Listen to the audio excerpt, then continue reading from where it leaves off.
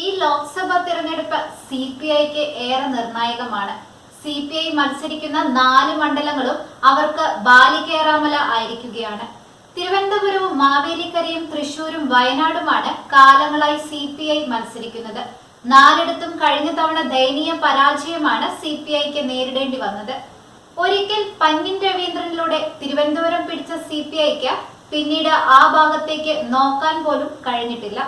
പൊതുസ്വതന്ത്രരെ ഇറക്കിയും പാർട്ടിയിലെ പ്രധാനപ്പെട്ട നേതാക്കളെ മത്സരിപ്പിച്ചും പരീക്ഷണം നടത്തിയെങ്കിലും CPI വിജയം കണ്ടില്ല. BJP സ്ഥാനാർത്ഥിയായി തിരുവനന്തപുരത്ത് കേന്ദ്രമന്ത്രിമാരായ നിർമ്മല സീതാരാമനോ S ജയശങ്കറോ മത്സരിക്കാൻ എത്തിയേക്കുമെന്നാണ് സൂചന. കോൺഗ്രസ് സ്ഥാനാർത്ഥിയായി ശശി തരൂർ കൂടി എത്തുന്നതോടെ CPM 3ാം സ്ഥാനത്തേക്ക് പിന്തള്ളപ്പെടുമെന്ന് ഉറപ്പാണ്. 2ാം സ്ഥാനത്തേക്കെങ്കിലും എത്താൻ മികച്ചൊരു സ്ഥാനാർത്ഥിയെ തന്നെ കണ്ടെത്തുകയെന്ന വലിയ വെല്ലുവിളിയാണ് CPIക്കുള്ളത്. രാജ്യശ്രദ്ധയാകർഷിക്കുന്ന തിരുവനന്തപുരത്ത് സംസ്ഥാന സെക്രട്ടറി ബിനോയ് വിശ്വത്തെയോ KP രാജേന്ദ്രനെ പോലെയുള്ളവരെയോ പരിഗണിക്കുന്ന കാര്യം പാർട്ടി ചർച്ചയാകുന്നുണ്ടെന്നാണ് ലഭ്യമായ വിവരം.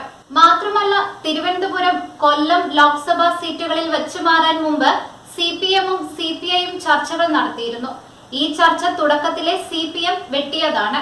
മണ്ഡല പുനർനിർണയത്തിനു ശേഷം ഇക്കാര്യം ചർച്ച ചെയ്യാമെന്നാണ് CPM നേതൃത്വം എടുത്ത നിലപാട്. LDFൽ RSP ഉണ്ടായിരുന്ന സമയത്ത് NK പ്രേമചന്ദ്രൻ തുടർച്ചയായി വിജയിച്ചിരുന്ന മണ്ഡലമായിരുന്നു അത്. കൊല്ലം സീറ്റ് CPM ഏറ്റെടുക്കാൻ തീരുമാനിച്ചതോടെ ഇടഞ്ഞ RSP UDFന്റെ ഭാഗമായെങ്കിലും NK പ്രേമചന്ദ്രൻ തന്നെയാണ് മത്സരിച്ചത്. പാർട്ടിയിലെ പ്രധാന നേതാക്കളായ MA ബേബിയെയും ബാലഗോപാലിനെയും കൊല്ലത്ത് പരീക്ഷിച്ചെങ്കിലും CPMന് അടിപതറിയിരുന്നു. ഇതിനിടയിലാണ് സീറ്റുകൾ വെച്ചു മാറാനുള്ള താൽപര്യം CPI നേതൃത്വം CPMനെ അനൌദ്യോഗികമായി അറിയിക്കുന്നത്. എന്നാൽ CPM നേതൃത്വം ഇതിനെ അവഗണിച്ചു എന്നാണ് വിവരം. മാവേലിക്കരയിലേക്ക് വന്നാൽ കാലങ്ങളായി കൊടിക്കുന്നിൽ സുരേഷിന്റെ സിറ്റിംഗ് സീറ്റാണ് അവിടം. ചിറ്റയം ഗോപകുമാറിനെ പോലുള്ളവരെ ഇറക്കി ശ്രമം നടത്തിയെങ്കിലും CPI പിന്നാക്കം നിൽക്കുന്ന കാഴ്ചയാണ് സ്ഥിരം ഉണ്ടാവുന്നത്. എങ്കിലും CPI നേതൃത്വം വിജയപ്രതീക്ഷ വയ്ക്കുന്ന മണ്ഡലം കൂടിയാണ് മാവേലിക്കര. CPIക്ക് സീറ്റുള്ള മറ്റൊരു മണ്ഡലം വയനാടാണ്. ഇവിടേക്ക് കോൺഗ്രസ് സ്ഥാനാർത്ഥിയായി എത്തുന്നത് രാഹുൽ ഗാന്ധിയാണെന്നത് ഏതാണ്ട് ഉറപ്പായി കഴിഞ്ഞു. MI ഷാനവാസ് മരിച്ചതിന് ശേഷം നടന്ന തിരഞ്ഞെടുപ്പിൽ വൻ ഭൂരിപക്ഷത്തിലാണ് രാഹുൽ ഗാന്ധി ജയിച്ചു കയറിയത്.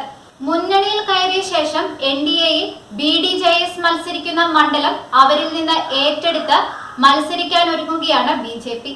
അങ്ങനെയെങ്കിൽ രാഹുലിനെതിരെ ദേശീയ നേതാവിനെ തന്നെ BJPക്ക് ഇറക്കേണ്ടി വരും. കേന്ദ്രമന്ത്രിയും മലയാളിയുമായ രാജീവ് ചന്ദ്രശേഖറിനെ വയനാട്ടിൽ പരീക്ഷിക്കാൻ BJPയിൽ നീക്കം നടക്കുന്നുണ്ടെന്നാണ് വിവരം. എങ്കിൽ വയനാട്ടിലും CPI 3ാം സ്ഥാനത്തേക്ക് പോകേണ്ടി വരുമെന്നും രാഷ്ട്രീയ കേന്ദ്രങ്ങൾ വിലയിരുത്തുന്നുണ്ട്.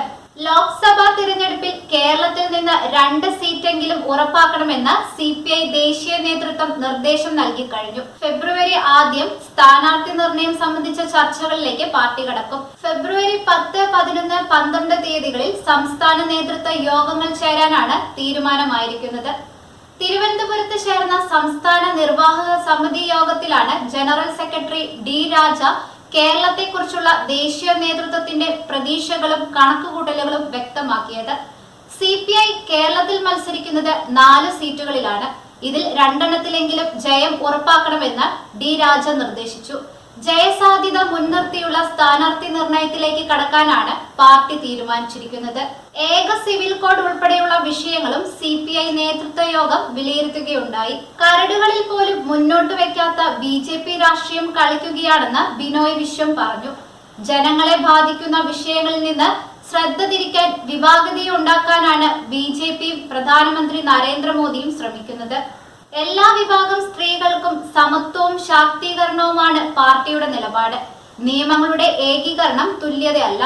ഏക സിവിൽ കോഡ് അടിച്ചേൽപ്പിക്കാനുള്ള ശ്രമങ്ങളെ ചെറുക്കും. എല്ലാ പാർട്ടികൾക്കും എന്ന പോലെ സെമിനാർ സംഘടിപ്പിക്കാൻ CPMന് അവകാശമുണ്ട്. അത്തരം വേദികളുമായി CPI സഹകരിക്കുമെന്നും ബിനോയ് വിശ്വം വ്യക്തമാക്കുകയുണ്ടായി. സെക്രട്ടറി സ്ഥാനം ഏറ്റെടുത്ത ശേഷം നടക്കുന്ന ആദ്യ തിരഞ്ഞെടുപ്പെന്ന നിലയിൽ ബിനോയ് വിശ്വത്തിനും ഈ ലോക്സഭാ തിരഞ്ഞെടുപ്പ് പ്രധാനമാണ്.